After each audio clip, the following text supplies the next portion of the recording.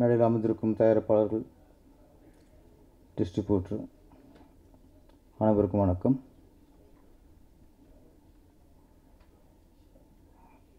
நடிகர் சூர்யா சார்பாக வந்திருக்கும் ரசிமன்றத்தை சேர்ந்த ஆரியராஜா அவர்களுக்கும், தளபதி விஜய் சார்பாக வந்திருக்கும் விஜய் ரசிமன்றத்தை சார்ந்த ஈசிஆர் சரவணன் அவர்களுக்கும், நடிகர் ரமேஷ் கண்ணா சார்பாக வந்திருக்கும் ரமேஷ் கண்ணா அவர்களுக்கும், நம்ம சார்பாக யாரும் வர மாட்டாங்க, நம்ம தான் வரணும். ஆனால் ரமேஷ் கண்ணா சாரை பற்றி நிறைய ரகசியங்கள் பற்றி எனக்கு தெரியுது. நடிக்க போன இடத்துல நடிக்காமல் மற்றவெல்லாம் பார்த்துருக்காரு. சூர்யாவோட லவ்வுக்கு ஹெல்ப் பண்ணியிருக்கிறாரு. அதாவது என்ன மச்சான், தெய்வம் மாமான்னு கூப்பிடணும், தெய்வம் மச்சான். ஓ அப்படி. சூர்யா சாரோட காதலுக்கும் இந்த பக்கவலமாக இருந்திருக்கிறாரு. அஜித் என்ன பண்ணார் உங்களுக்கு? அவருக்கு எகேஸ்ட் வந்திருக்கீங்க, அந்த லவ் கட் பண்ண பார்த்துருக்கீங்க. நல்ல சரண் சார் வந்து காப்பாற்றிட்டார். அதனால சூர்யா சார் உங்களை ஃப்ரெண்ட்ஸ்னு தூக்கி கூட போட்டுக்க நினைக்கிறேன். சூர்யா சார் விஜய் சார் நடித்த படம் ஃபஸ்ட்டு நேருக்கு நேர். ஆனால் அதில் ஃபுல்லாக எதிர்முகமாக இருப்பாங்க. கடைசி வரைக்கும் ரெண்டு பேருக்கும் மோதல் தான், எளிமையாகவே இருப்பாங்க. ஃப்ரெண்ட்ஸில் நல்ல ஒரு நண்பர்கள், இணைபிரியா நண்பர்கள். ஃப்ரெண்ட்ஸ் வந்து நீங்கள் சொன்னீங்க ஸ்கூல் படிக்கும்போது பார்த்தேன்ட்டு. நான் காலேஜ் படிக்கும்போது பார்த்தேன். எதுக்கு சொன்னால், நான் காலேஜ் படித்தேன்னு தெரியணும்ல, அதுக்காக நம்ம படித்தாலும் ஒத்துக்க மாட்டாங்க. இந்த மாதிரி நேரத்தில் பதிவு பண்ணிக்கிட்டோம். காலேஜ் ஒரு ஃபஸ்ட் இயர் தான், அப்போ வெட்டி விட்டாங்க.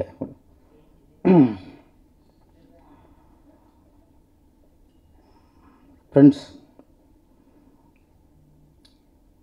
நிறைய படங்கள், எந்த படம் சொன்னாலும் கதை ஞாபகத்துக்கு வரும். ஒரு காவிற்கு மரியாதை இருக்கட்டும், பூவை உனக்காக இருக்கட்டும், துல்லாத மனம் துல்லாக இருக்கட்டும்,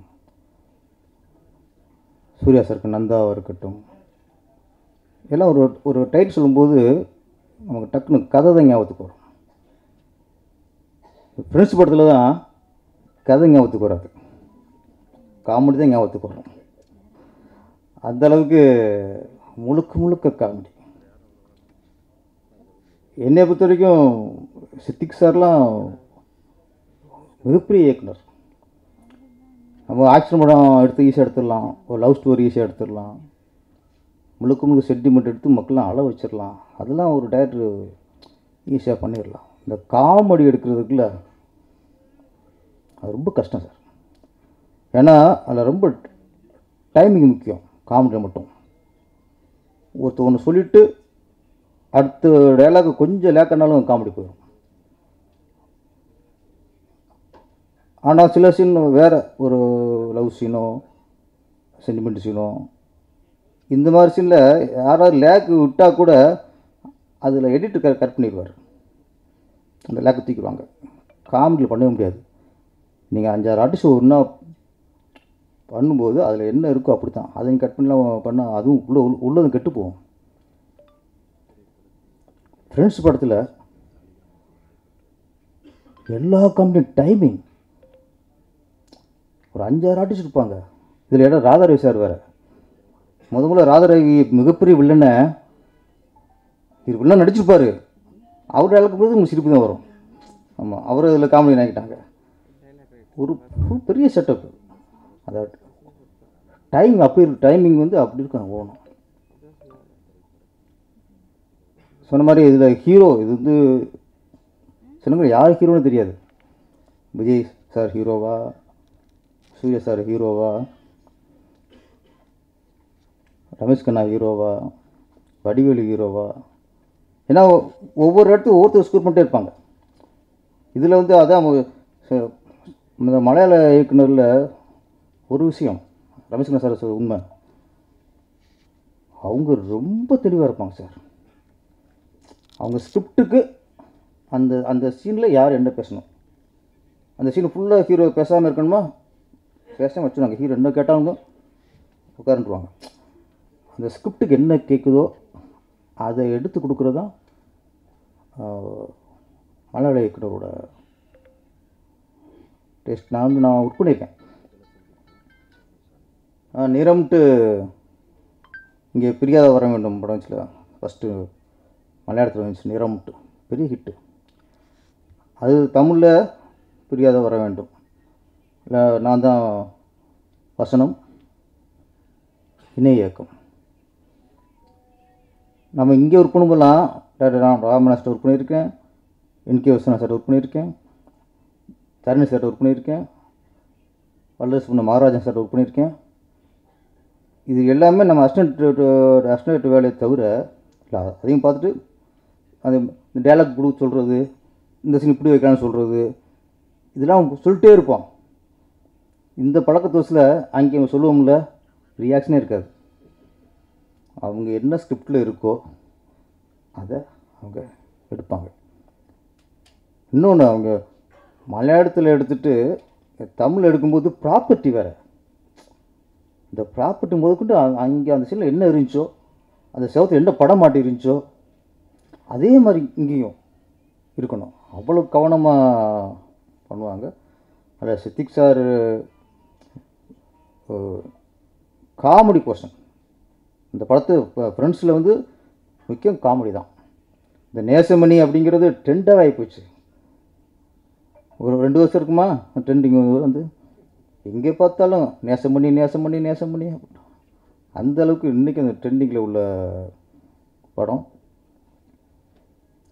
தேவானி மேடம், அது ராசியான ஆர்டிஸ்ட். அப்புறம் எனக்கு சூர்யா அவங்க ஒரு ஃபேர் இருக்காங்கல்ல, நான் எங்கேயோ பார்த்த மாதிரிக்கே நினச்சிட்ருக்கேன்.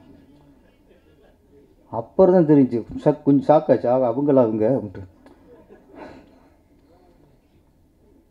விஜயலட்சுமி மேடம், ஆமாம், எனக்கு டக்குன்னு அவங்களும் சினிமாவில் வர அண்ணன் அவர் வரைக்கும் அவத்துக்கு வர்றாரு. ஆமாம் ஆமாம், சரி ஓகே. சில பார்க்கும்போது லேட்டாக தான் கொஞ்சம் பொறி தட்டுச்சு எனக்கு. நீங்கள் அவங்களே கூப்பிட்டு வந்துருக்கலாம்.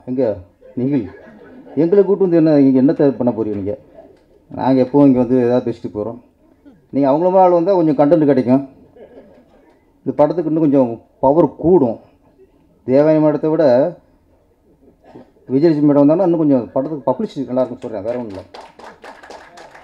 இங்கே நீங்களே ஓடி போயிருப்பார்.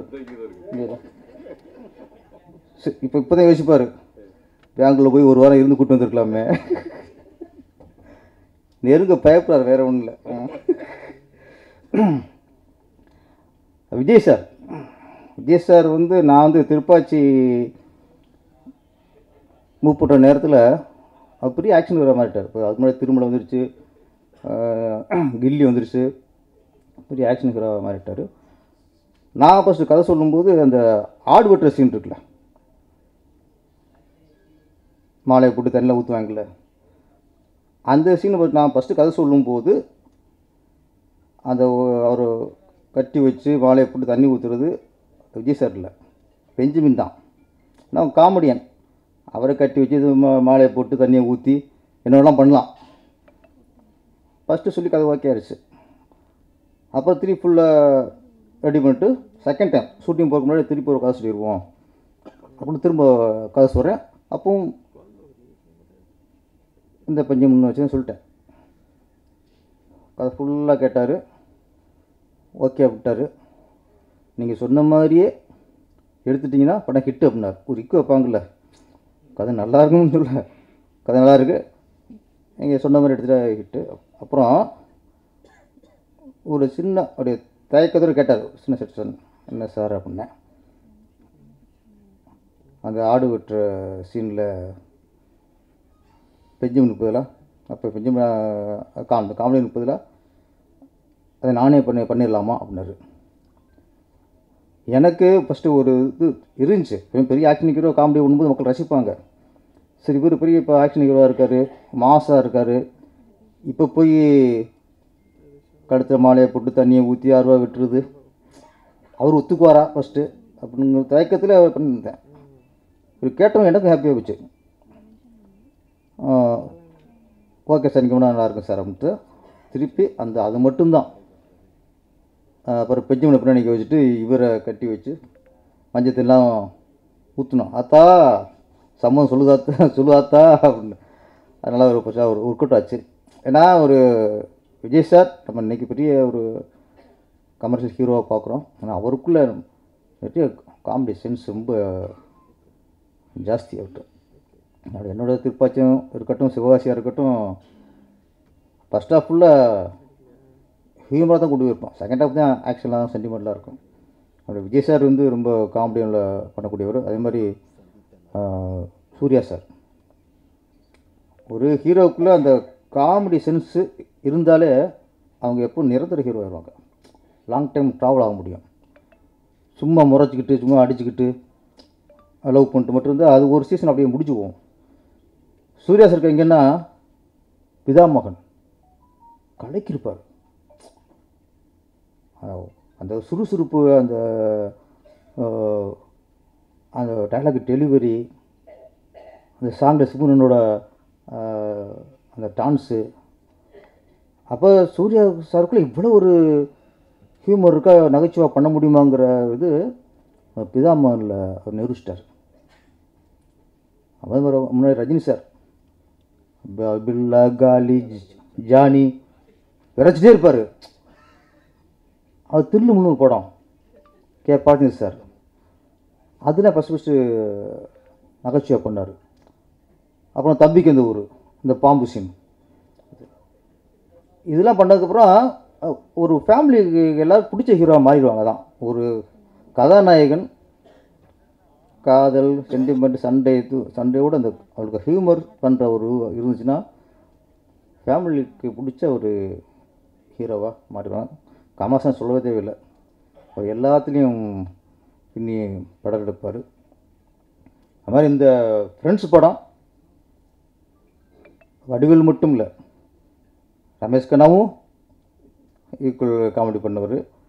ஆமாம், இவர் கணேஷ் பாபு சொன்னார்ல, தேவனிக்கு நான் தான் தாலி கட்டுன்ட்டு,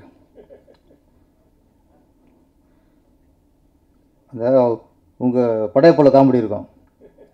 ஆமாம், ரஜினி சொல்லுவார் மாப்பிள்ளை யார் அப்படின்னா, அவர் தான் மாப்பிள்ளை, போட்டுக்க சட்டை ஏன் சட்டை பாருல. அது மாதிரி தேவனுக்கு மாப்பிள்ளை விஜய் தான், தாலி கட்டின நான்ட்டார் கணேஷ் பாபு. ஆமாம், ராஜகுமார்னு கொஞ்சம் இது போட்டு வைக்கணும், ரொம்ப முக்கியமான கேட்பார் இருப்பா அவர். ஓகே, கணேஷ் பாபுக்கு பிறந்தநாள் வாழ்த்துக்கள். வர கோவா ஃபெஸ்டிவலில் அவர் கூட குறும்படம் இடம்பெறுது, அது வாழ்த்துக்கள். ஃப்ரெண்ட்ஸ் ரீரிலீஸ், இப்போ வந்து உங்களுக்கு படங்கள் ரிலீஸ் பண்ணுறதே பெரிய விஷயமா இருக்குது. புதுப்படம் ரிலீஸ் பண்ணுறதே பெரிய சவாலாக இருக்குது. இப்போ ரீரிலீஸ்க்கு அப்படிங்கும்போது அது பெரிய விஷயம். அது எங்கேனா இப்போலாம் ஒரு படம் ரீரிலீஸ் பண்ணுறதுன்னா அதுக்கான ஒர்த்து இருக்கணும். அதுக்கான ஒர்த்து இருக்க படத்தை தான் ரிலீஸ் பண்ண முடியும். அதுக்கான ஒர்த்து ஃப்ரெண்ட்ஸ் படம் கண்டிப்பாக அந்த ஒர்த்து இருக்குது. இன்னொன்று, இப்போ உள்ள காலகட்டத்துக்கு சார் சொன்ன மாதிரி, ரமேஷ்குமார் சார் சொன்ன மாதிரி வன்முறை, துப்பாக்கி சவுண்டாக இருக்குது. இப்போ ஒரு ரிலீஃபாக ஒரு படம் மக்களுக்கு தேவைப்படுது. இது வேறு, ரெண்டு செய்திகள் வேறு, அங்கே குண்டு வெடிச்சிட்டாங்க, 14 பேர் இறந்துட்டாங்க. இப்போ பார்த்தா மெக்காவுக்கு போனதில் நம்ம இந்திய முஸ்லீம்கள் 41 பேர் 42 அவங்க அந்த செய்தி கேட்டால் அது வகிருங்குது. இந்த மாதிரி நமக்கு இந்த செய்திகள் இது கேட்டு ஒரு இருக்கும்போது சில படங்கள் தான் நம்மளுக்கு தேட்டருக்கு போனால் ரிலீஃபாக இருக்கணும். அதுக்கு அப்படி ரிலீஃப் தர படம் தான் இந்த ஃப்ரெண்ட்ஸு.